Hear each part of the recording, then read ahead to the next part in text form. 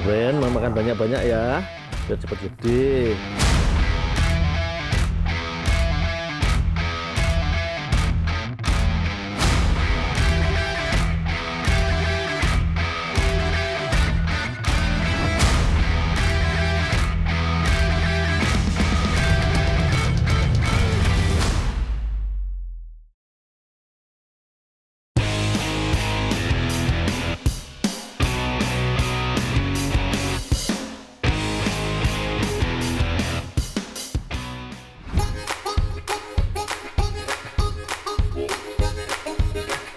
Sore lur, sudah resiko jadi orang ganteng kayak aku gini. Jangankan manusia, anak kambing pun bisa nyaman saat berada di pelukanku. Anak wedhus kesayanganku iki manjanya minta ampun lur. Kalau maamnya agak disuapin, bisa ngambek sama aku. Ayo Bren, makan banyak-banyak ya, biar cepat gede. Nanti kalau udah gede, kamu tinggal pilih mau tongseng apa rica-rica.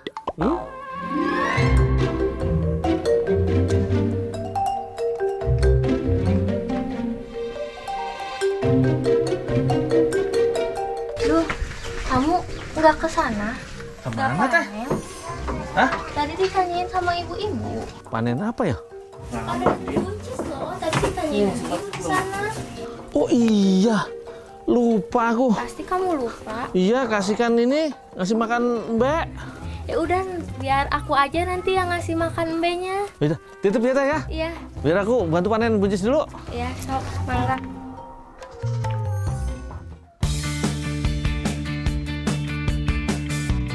Desa Girumukti, Sumedang Utara, Kabupaten Sumedang, Jawa Barat, terkenal akan potensi hasil alam yang melimpah. Salah satu yang tumbuh subur di wilayah ini adalah jenis tanaman buncis.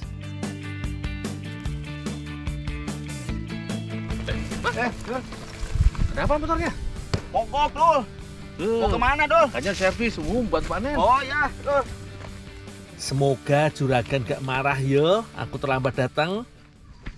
Pak, maaf Pak. Oh ya. Terlambat saya. Oh iya, Lupa tadi. Aduh. Maaf, Mbak.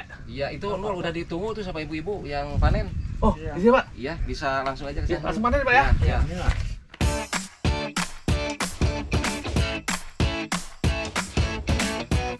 Lur, terletak di antara Gunung Tampomas dan Gunung Ciremai, Desa Girimukti punya jenis buncis unggulan.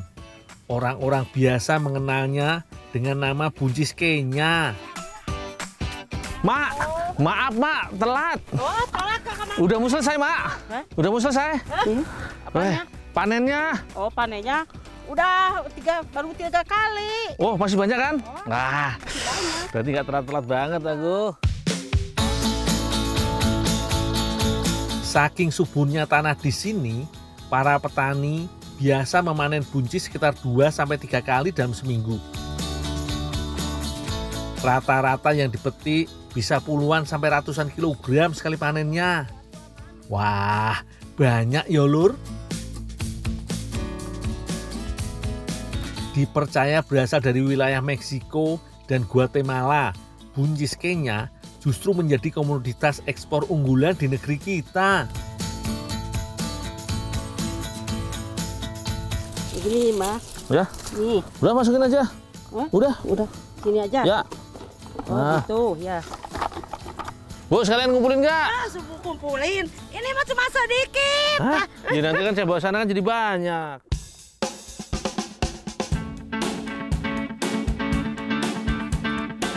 Ya, saya antar dulu ke sortiran. Ya.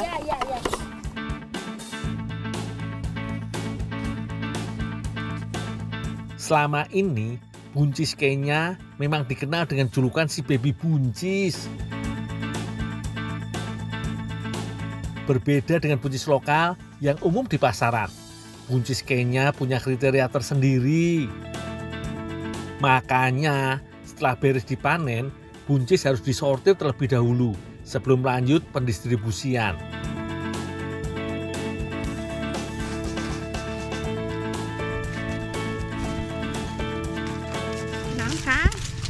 biasa we nyebutan sampah.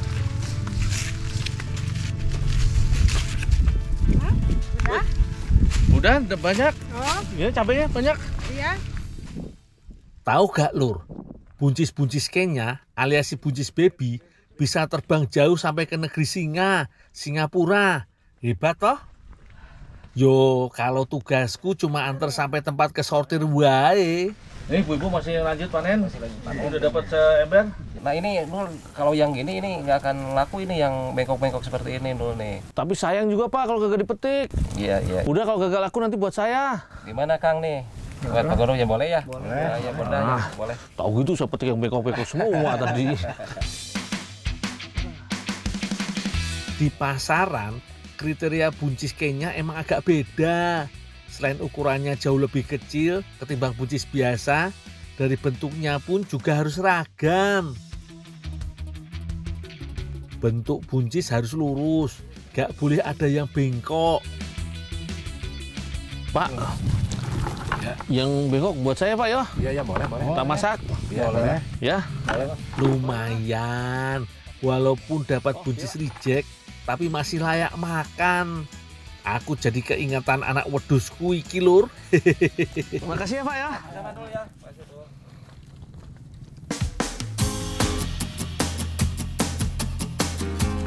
Brian pasti senang banget aku bawain oleh-oleh dari kebun. Brian, nih aku bawain oleh-oleh. Makanan istimewa Brian. Nih, buncis segar supaya kamu bahagia. Nih Brian, nih. Kamu ngasih apa itu? Ini teh ngasih Brian buncis biar bahagia Brian. Mending kita olah jadi makanan aja. Kalau cuma dimasak di sayur mah biasa, biar untuk Brian aja lah. Enggak, bukan sayur doang tahu bisa. Nanti kita ke sana yuk, kita olah. Buat olahan yang lain? Iya. Oh, boleh. Ya. Iya. Ya, bantu sekalian. Wah. Dari persiapan bahan yang ada, udah bisa ditebak iki lur, Teh Amel pasti mau bikin olahan kue. Yang pasti pakai buncis Kenya yang tadi aku panen yo. Potong setiap bagian ujungnya yang keras dan berserat. Kamu lanjut ya. Oh ya Kak, diapain aja teh? Nanti jangan lupa dipotong-potong, habis itu ditumpuk. Oh iya Teh. Mau kemana Teh? Lanjut ngadon ini. Tenang Teh Amel, kalau cuma menumbuk buncis, urusan kecil.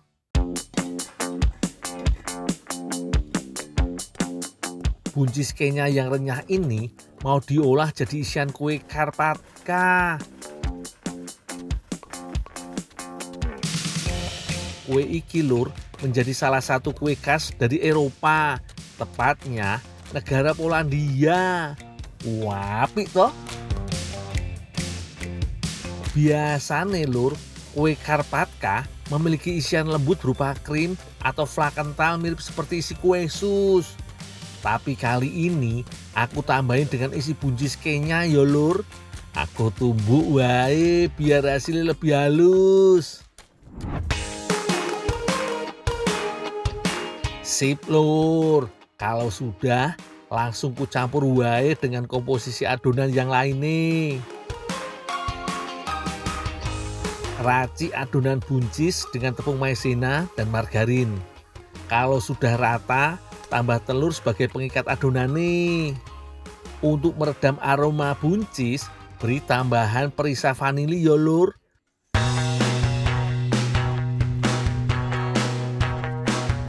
Jangan lupa, terakhir tinggal masukkan susu cairnya. Sementara aku meracik isian buncis, Teh Amel sudah di depan tungku untuk bikin adonan kue. Meracik adonan kue Karpatka emang agak beda. Mengadonnya harus sambil dimasak. Panaskan terlebih dahulu susu cair, air dan mentega. Kalau sudah larut dan merata, giliran gula pasir yang menyusul. Taburi sedikit garam supaya kue terasa gurih. Kalau sudah, Lanjut tepung terigune yo. Sip lur. Kalau tepung sudah masuk, terus aduk adonan supaya gak gosong dan menggumpal.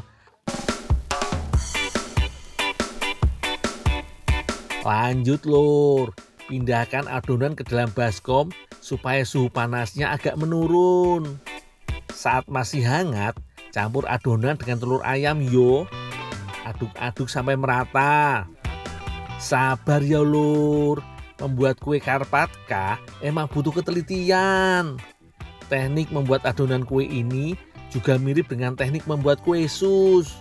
Bedanya, kalau kue sus ukurannya kecil, Karpatka punya ukuran yang jauh lebih besar. Pindah adonan ke dalam loyang bundar, lanjut panggang ke dalam oven.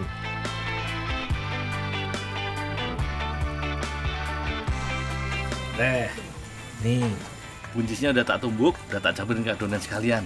Tinggal dimasak teh. Iya Ndul. Oh ya, tinggal dulu ya teh ya. Iya. Nanti kalau matang aku cariin ya. Siap.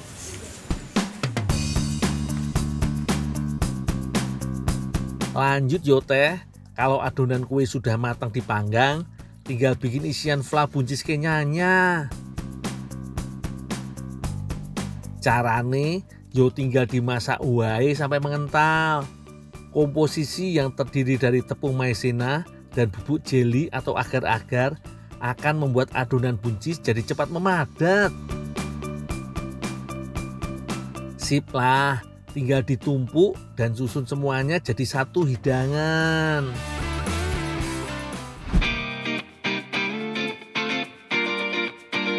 Wah, Teh Amel berhasil iki lur.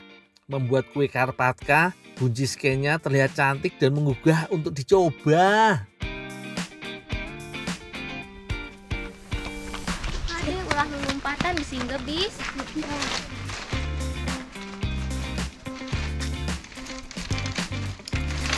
Nduk Kang, iya Oh, iya. atuh dicobian heula kuenya. Dicobian heula kuenya. Oh iya. Dul, Oh iya. kita istirahat Bang, dulu. istirahat Bang.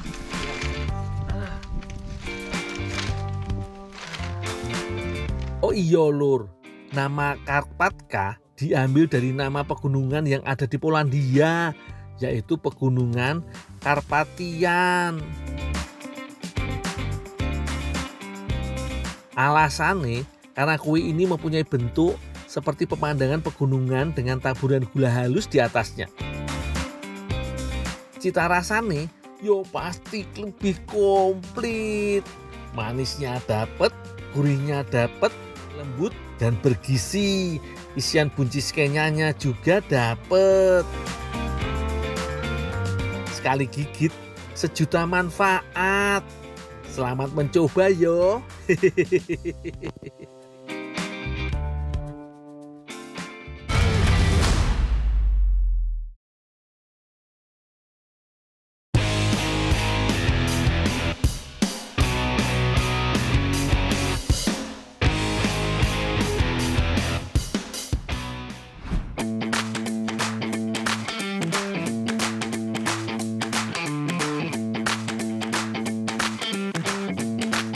Cangkul-cangkul di tanah gembur untuk memanen hasil alam di dalamnya.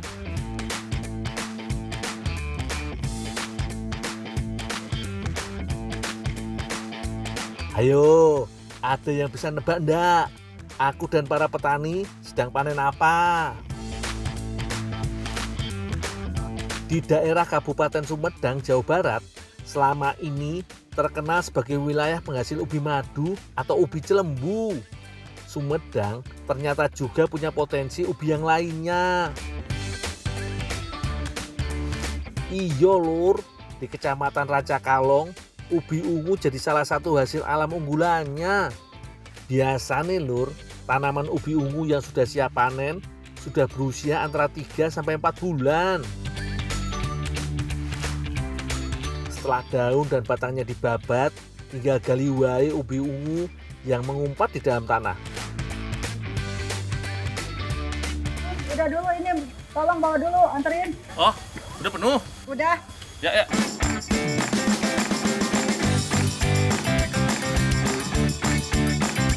Wis, terkumpul iki lur, lumayan banyak iki ubi ungune. Mau ku setor langsung ke juragan dulu yo. Walaupun berat, aku tetap semangat mendaki gunung, melewati lembah dan sawah. Gak jadi soal lur, sing penting halal.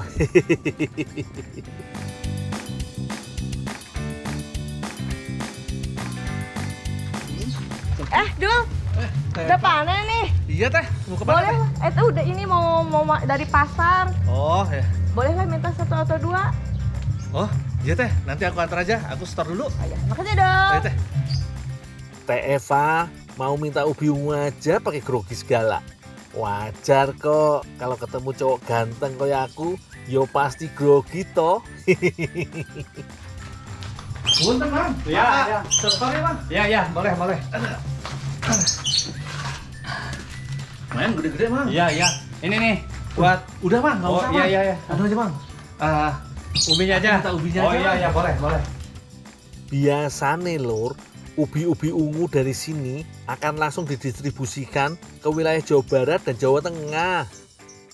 Demi Teh Eva yang manis, ku minta sedikit ubi ungu nih ora popo yo mang. Atur nuhun, Bang. Ya. Sama iya. Ya, Kang, dulu. Ayo. Ayo, makasih.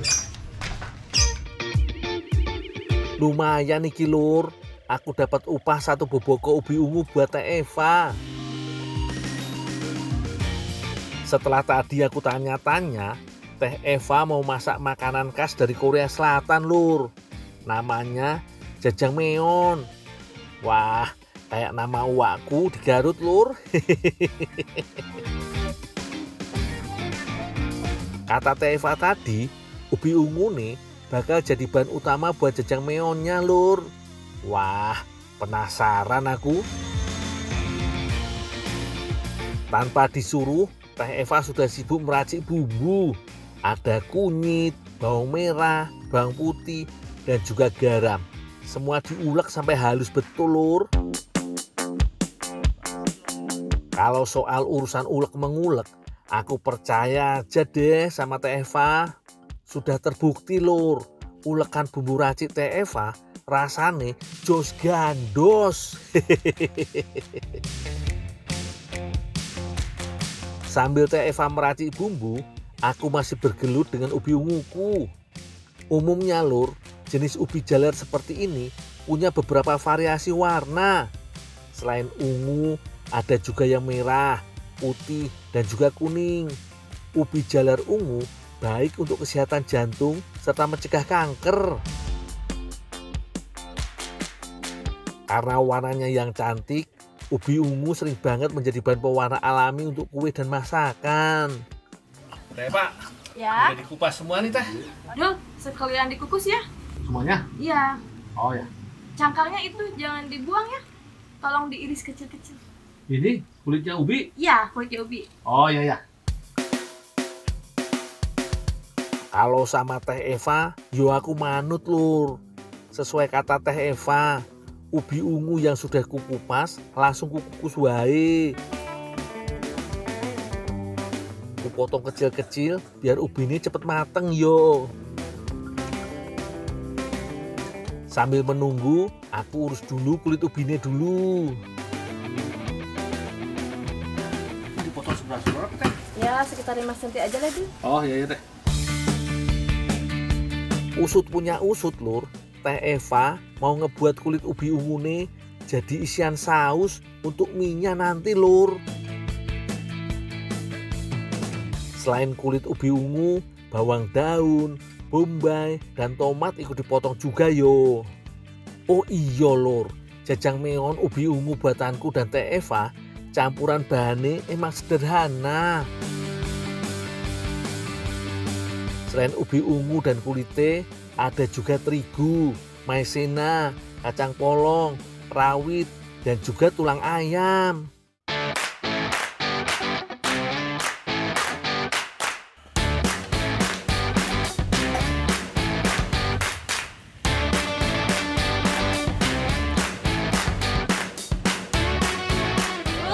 Ya, Teh. Ini udah matang. Oh, iya, Teh. Ini sekalian ditumpukin ya, bikin adonan Ini adonan apa sih teh? buat bikin mie.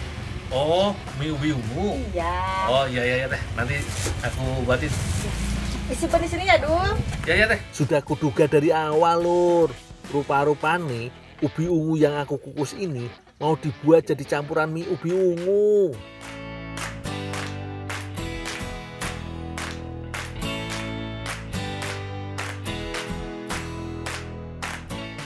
Ini wadahnya ya. Oh ya teh.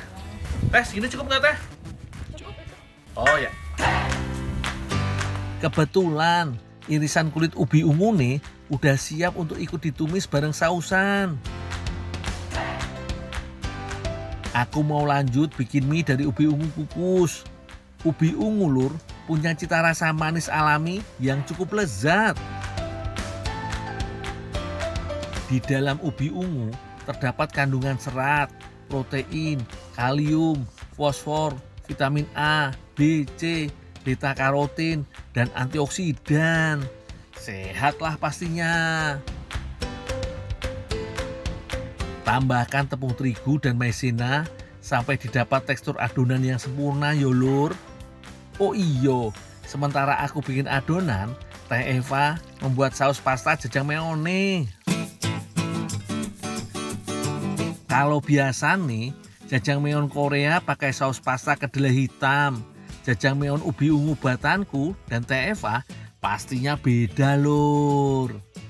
Supaya punya sentuhan lokal, Teh Eva mau bikin saus kari kulit ubi ungu. Tumis dulu yo bumbu halusnya. Kalau udah wangi, masukkan tulangan ayam. Sebelum gosong, jangan lupa beri air secukupnya. Tunggu sampai mendidih yo. Setelah itu, irisan kulit ubi nih bisa menyusul. Lur, kalau gak punya kedelai hitam untuk pasta jajangmyeon, boleh kok diganti dengan jenis kacang-kacang yang lain. Kalau Teh Eva memakai kacang polong ini. Cukup populer di negeri Korea. Konon, jajangmyeon terinspirasi dari mie saus goreng khas provinsi Shandong, Cina yang bernama Zhajiangmian. Zhajiangmian memakai pasta kacang kedelai sebagai bahan utama sausnya. Sementara jajangmyeon ala Korea memakai pasta kacang kedelai hitam yang difermentasi. Yo, makin inovatif lagi kalau dibandingkan dengan jajangmyeon buatan Teh Eva iki, Lur. Teh, Ya, Dul. adonannya udah kali sini teh. Oh ya, Dul, tinggalin aja, Dul. Biar aku yang bikin aja. Gak ada yang bisa bantu lagi. Enggak, udah. Ya udah, aku tinggal dulu ya teh ya. Ya, Dul. Tapi nanti kalau udah jadi, aku dipanggil teh. Ya, mohon. Makasih ya, Dul. Makasih ya teh ya.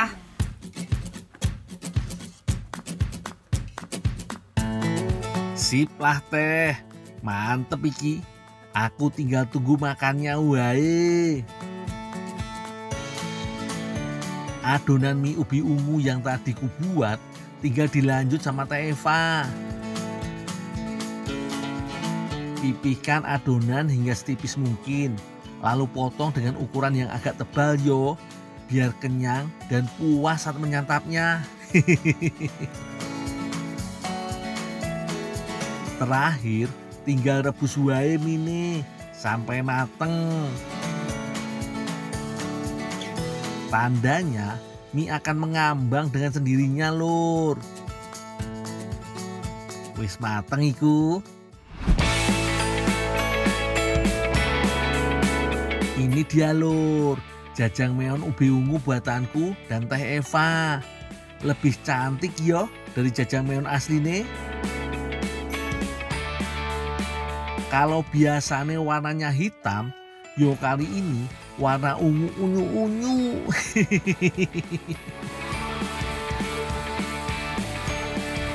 Sesuai ekspektasiku, Lur, cita rasa jajangmyeon ubi ungu secantik penampilannya. Minyak kenyal dengan saus kari kulit ubi ungu yang gurih-gurih mantep. Menu iki, Lur, nikmat banget disantap saat masih hangat. Sentuhan manis ubi ungu masih terasa walau gak dominan.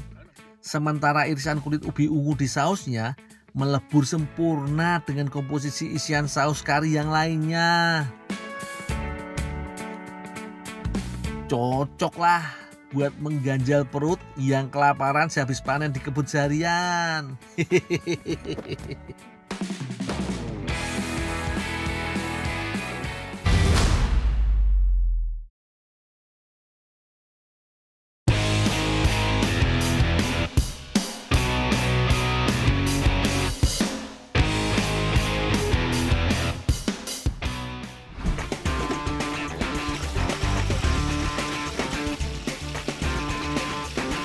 Daerah Sukabumi, selain dikenal akan olahan mochi, juga terdapat sebuah cemilan tempo dulu yang sudah cukup dikenal, yaitu enyek. Olahan cemilan yang memiliki cita rasa gurih dan renyah ini berbahan dasar dari singkong. Kali ini, aku akan membuat olahan turunan dari cemilan yang dikenal akan cita rasanya yang gurih dan renyah ini. Namun sebelumnya, aku membantu membuat enyek di rumah produksi yang berada di Desa Cicantayan, Kabupaten Sukabumi ini. Singkong atau ketela pohon yang digunakan biasanya merupakan varietas lokal daerah ini, seperti singkong bogo, manggu, dan singkong buje.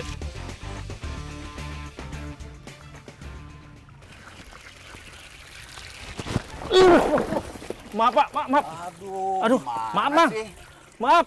Aduh, kan teh heureuy maneh mah euy aing mah. Ini udah ini udah beres nih, bawa sana. Ya Bang, maaf Bang. Atuh ngomong mah.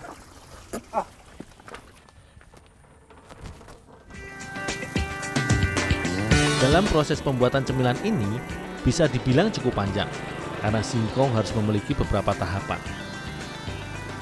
Setelah singkong atau istilah lokalnya sampe direndam selama sehari semalam, kemudian sampe pun diparut hingga teksturnya hancur layaknya bubur.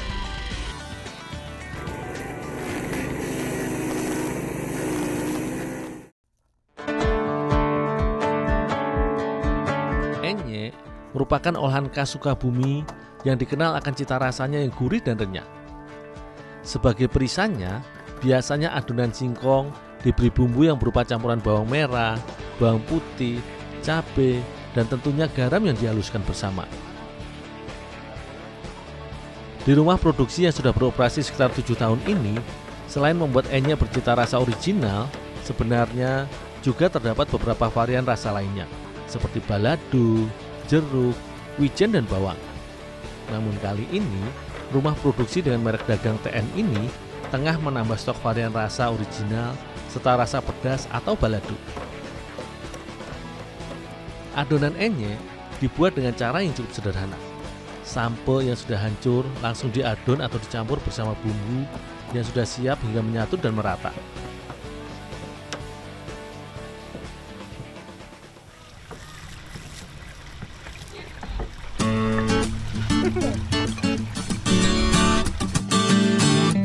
Keunikan dari olahan khas Sukabumi ini pada proses pencetakan karena menyerupai proses tempo. Cemilan berbahan utama singkong ini dinamakan enyek karena berasal dari teknik pencetakannya. Adonan yang sudah diberi bumbu kemudian langsung dipipihkan atau istilahnya dienyek dengan alat khusus dari kayu pada loyang-loyang pengukusan sehingga membentuk lembaran-lembaran tipis berbentuk lingkaran berdiameter sekitar 10 cm.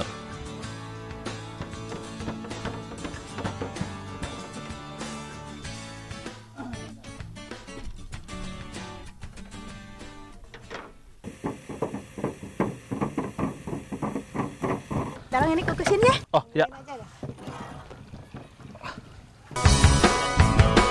Lembaran adonan enyek ini kemudian langsung dimatangkan dengan cara dikukus pada alat kukus khusus.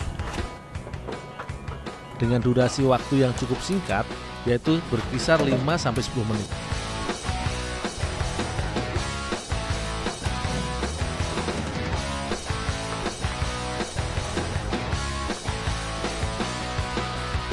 Lembar adonan enyek memang tidak butuh dikukus terlalu lama, karena selain komposisinya cukup tipis, juga bila terlalu lama dikukus, kandungan airnya akan bertambah, sehingga lembar adonan akan mudah hancur serta mudah membusuk.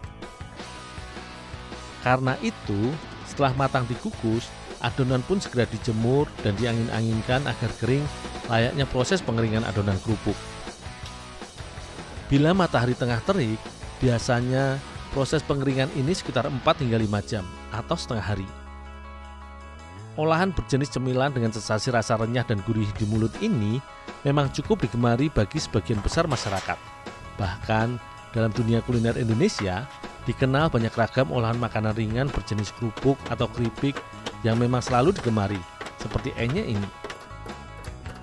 Namun kali ini, aku bersama Ibu Nina akan mencoba mengolah enyek ini menjadi kudapan sederhana.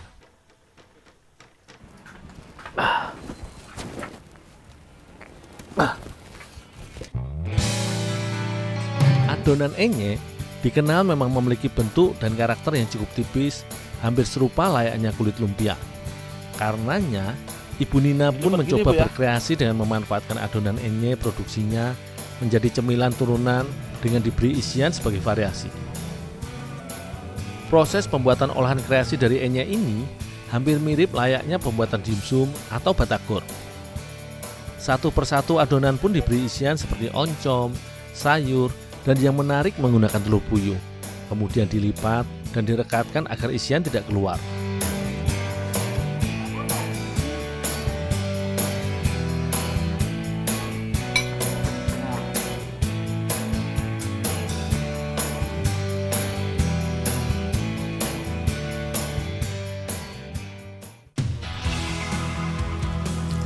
Tahapan selanjutnya, adonan yang sudah siap pun digoreng dengan minyak yang sudah panas. Ibu Nina sengaja memanfaatkan lembaran enyek basahnya menjadi cemilan turunan ini karena nilai kandungan dari adonan enyek yang cukup kalori, di mana terbuat dari singkong, sehingga sebagai bahan cemilan cukup mengenyangkan bila dibandingkan dengan enyek yang digoreng layaknya kerupuk. Proses pengurangan enyek cukuplah singkat karena bila terlalu lama, adonan kulit yang terbuat dari enyek akan semakin mengeras jika terlalu panas direndam pada minyak panas.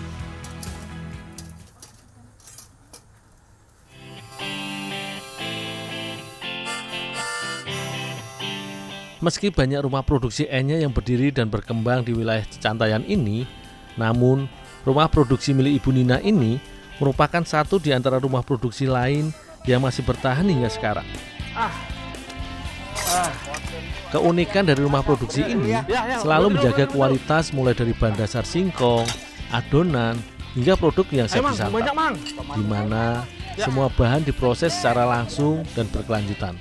Selain itu, strategi lain agar rumah produksinya tetap bertahan hingga sekarang, yaitu terus melakukan pengembangan baik dalam teknik pengolahan maupun inovasi produknya seperti berbagai varian rasa. Sebagai cemilan seperti kerupuk, siapa sangka bila enyek bisa dijadikan jajanan yang lebih mengenyangkan layaknya batagor atau dimsum goreng dengan beragam varian isian, seperti yang dikreasikan oleh Ibu Nina ini.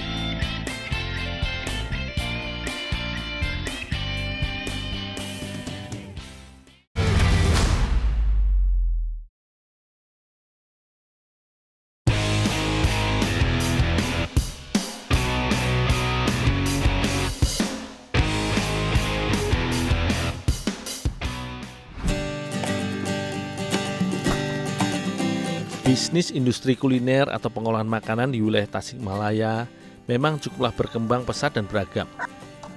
Tidak kalah dengan beberapa kota besar di sekitarnya seperti Bandung dan juga Garut. Di kota yang juga dikenal sebagai kota pesantren ini, industri kuliner bergerak hampir di segala lini, mulai dari penyedia bahan olahan hingga pengrajin olahan makanan atau jajanan, baik dalam skala besar atau pabrikan maupun dalam skala industri rumahan. Di daerah Indihiyang, tepatnya di Kampung Parahon, Kecamatan Sukamaju, Kaler, terdapat sebuah rumah produksi milik Ibu Anita yang setiap harinya mengolah bahan baku pembungkus atau adonan kulit olahan makanan hasil akulturasi budaya Cina dan Indonesia, yaitu lumpia. Meski tidak sebesar serta setenar seperti beberapa rumah produksi di Kampung Kulit Lumpia Kota Semarang, namun kulit lumpia buatan rumah produksi yang sudah beroperasi sekitar 7 tahun ini cukup menjadi jujukan serta penyuplai beberapa pengrajin makanan atau jajanan di kota Tasik. Karenanya, selain memproduksi kulit lumpia original Ibu Anita terkadang membuat kulit lumpia warna-warni seperti yang tengah aku adon hanya untuk memenuhi pesanan para pelanggan. Khusus untuk pewarna adonan, Ibu Anita biasa menggunakan bahan pewarna alami dari daun pandan atau daun katuk sebagai pewarna hijau. Sementara untuk warna merah, terkadang Ibu Anita menggunakan buah naga sebagai bahannya. Udah selesai, Bu? Udah, bawa ke dalam aja. Oh, ya, Bu.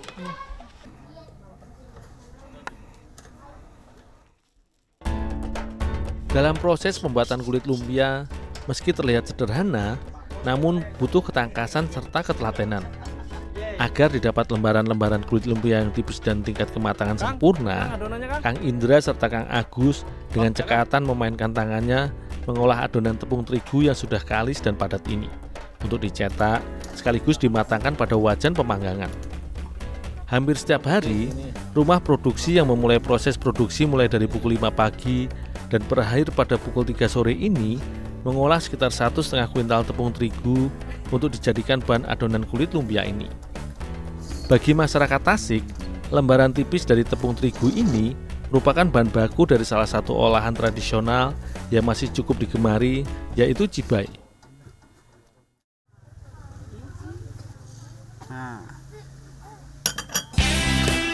Cibai sebenarnya merupakan sejenis jajanan atau kudapan tradisional yang hampir sekitar 80% komposisi bahan utamanya adonannya adalah tepung tapioka. Namun sebagai penambah cita rasa pada olahan yang sering disajikan pada pagi hari atau dinikmati sebagai teman untuk minum kopi ini, diperlukan racikan bumbu sederhana agar lebih nikmat ketika disantap. Proses pembuatan jajanan tradisional ini bisa dibilang cukup mudah dan singkat, di mana tepung aci yang sudah dilarutkan bersama air, kemudian ditambahkan bumbu yang sudah dihaluskan untuk dibuat adonan. Agar lebih mantap, adonan cibai biasanya ditambahkan daging ayam atau potongan telur. Tetapi untuk kali ini, Ibu Ai menggunakan ikan nila sebagai campuran serta penambah cita rasa pada olahan buatannya.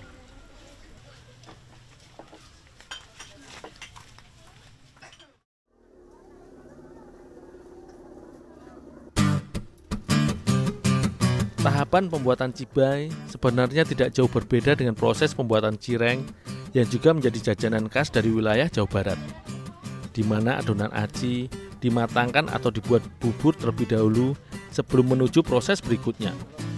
Adonan tepung aci yang sudah bercampur bumbu dan suiran daging ikan ini pun terus diaduk selagi dimasak di atas api, agar tidak gosong hingga mengental dan matang.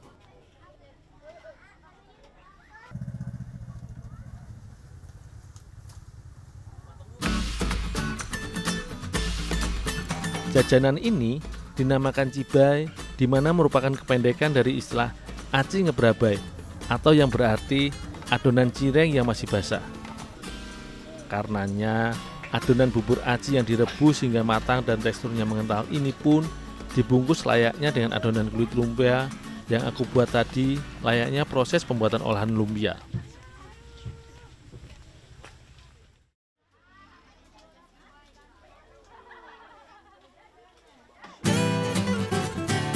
Ibu Ai adalah satu di antara ratusan pengrajin jajanan cibai di wilayah kota Tasik yang sudah mengolah serta menjajakan cemilan tradisional ini sekitar 5 tahun lamanya. Hampir setiap hari, Ibu Ai mengolah sekitar 5 kg tepung tapioka untuk dijadikan sebagai bahan dasar utama jajanan atau cemilan yang dikenal akan sensasi cita rasanya yang gurih serta unik ini.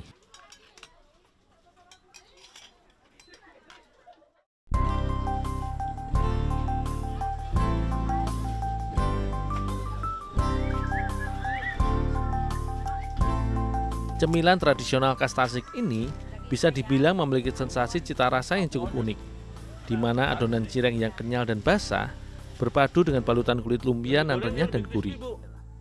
Karenanya, meski telah banyak olahan makanan maupun camilan yang bernuansa modern, namun cemilan tradisional ini masih memiliki cukup banyak penggemar.